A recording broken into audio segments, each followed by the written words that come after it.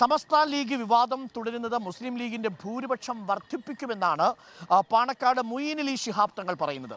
League സമസ്ത തർക്കങ്ങളിൽ സമൂഹ മാധ്യമങ്ങളിലെ പ്രചരണത്തിന് അടിസ്ഥാനമില്ല. നിലവിൽ പ്രശ്നങ്ങൾ ഉള്ളതുകൊണ്ട് എല്ലാവരും ജാഗ്രത പാലിക്കും.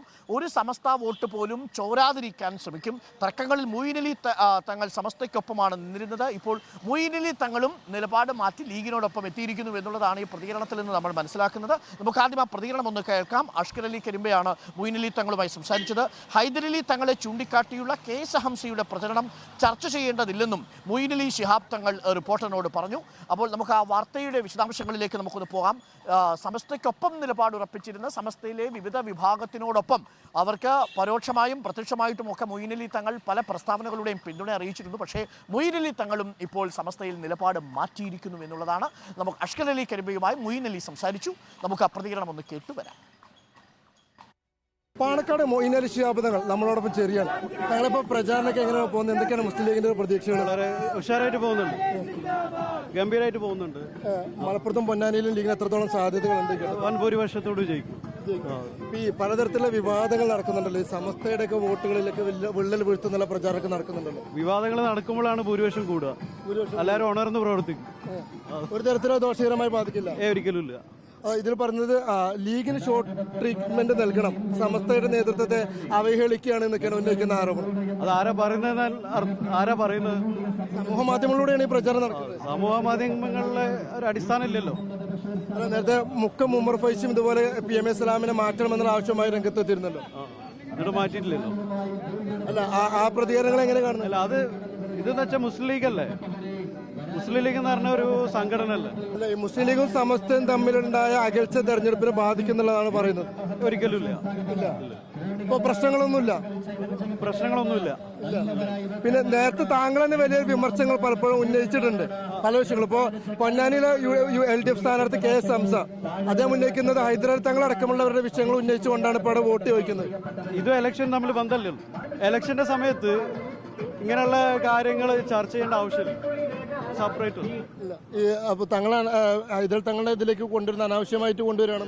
ഇത് രാഹുൽ ഗാന്ധിയെ എന്താ പറയാ, രാഹുൽ ഗാന്ധിന്റെ ലീഡർഷിപ്പിൽ UDF അല്ലെങ്കിൽ അവരെ കൊണ്ടുവരാന്നുള്ളതാണ്.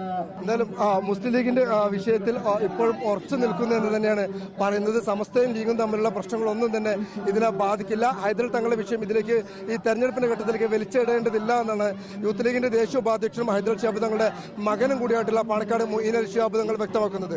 വീഡിയോ ജേർണലിസ്റ്റ് ഉണ്ണി തുവൂരിനൊപ്പം റിപ്പോർട്ടർ അഷ്കർ അലി കരിമ്പ, റിപ്പോർട്ടർ മലപ്പുറം. അഷ്കർ അലി കരിമ്പ നമുക്ക് ചേരുന്നുണ്ട്. അഷ്കർ അലി കരിമ്പ, സമസ്തയിലെ വിവാദം പല തലങ്ങളിൽ ട്വിസ്റ്റായിട്ട് മാറുകയാണ്. മുഈൻ അലി തങ്ങളും ലീഗിനോടൊപ്പം നിലപാട് ഉറപ്പിച്ചിരിക്കുന്നു. അത് ഈ തിരഞ്ഞെടുപ്പിന്റെ സമയത്ത് വലിയ വിവാദങ്ങൾ ഉണ്ടാക്കേണ്ടതില്ല എന്ന് കരുതിയാണോ? മുഈൻ അലി തങ്ങളും സമസ്തയ്ക്കൊപ്പം നിന്നിരുന്നു. സമസ്തയിലെ വിവിധ വിഭാഗത്തിനോടൊപ്പമുള്ള ശബ്ദമായിട്ടൊക്കെ നമ്മൾ കേട്ടിരുന്നതാണ്. പക്ഷേ എങ്ങനെയാണ് ഈ സമസ്ത ലീഗ് തർക്കം ഇനി ഈ തെരഞ്ഞെടുപ്പിൽ ആകെ 48 മണിക്കൂറേ ഉള്ളൂ അത് ബാധിക്കാൻ പോകുന്നത്? ഇടതുമുന്നണി വലിയ പ്രതീക്ഷയിലാണ്. ഇന്ന് തന്നെ സുപ്രഭാതം പത്രത്തിൽ വീണ്ടും ഇടതുമുന്നണി പരസ്യം കൊടുത്തിട്ടുണ്ട്. അപ്പോൾ അതൊക്കെ എങ്ങനെയാണ് സമസ്തയിലെ വോട്ടിനെ അത് ബാധിക്കാൻ പോകുന്നത്? ലീഗ് ആത്മവിശ്വാസത്തിലാണോ? അല്പം ആശങ്കയുണ്ടോ?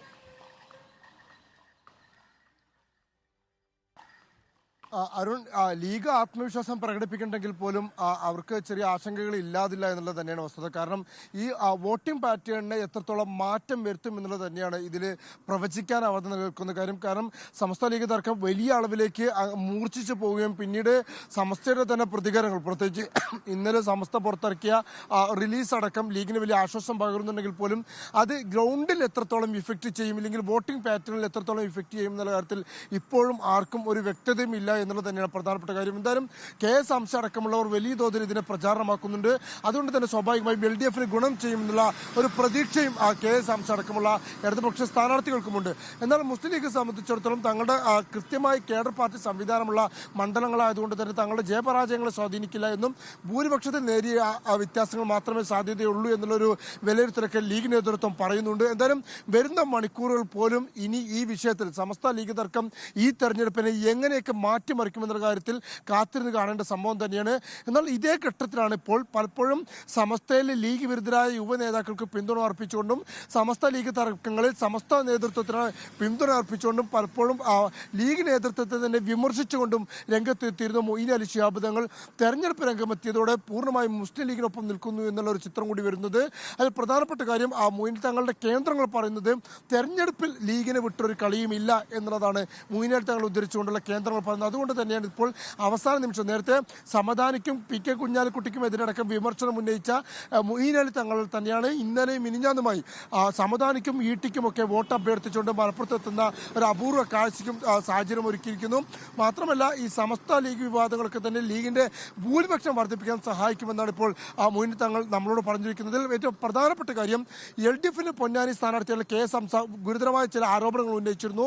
ഹൈദരലി ശിഹാബ് തങ്ങളെ ED ചോദ്യം ചെയ്തതുമായി ബന്ധപ്പെട്ടും ഹൈദരലി ശിഹാബ് തങ്ങളെ മരണവുമായി ബന്ധപ്പെട്ടുമായിരുന്നു ചോദ്യങ്ങൾ ഉന്നയിച്ചിരുന്നത്. അത് മുസ്ലിം ലീഗിനെയും കുഞ്ഞാലിക്കുട്ടിയെയും അടക്കം ചൂണ്ടിക്കാണിച്ചുകൊണ്ടായിരുന്നു KS ഹംസയുടെ ഈ ചോദ്യങ്ങളൊക്കെ. പക്ഷേ ഓക്കെ, അഷ്കർ അലിയാണ് വിവരങ്ങൾ നൽകിയത്.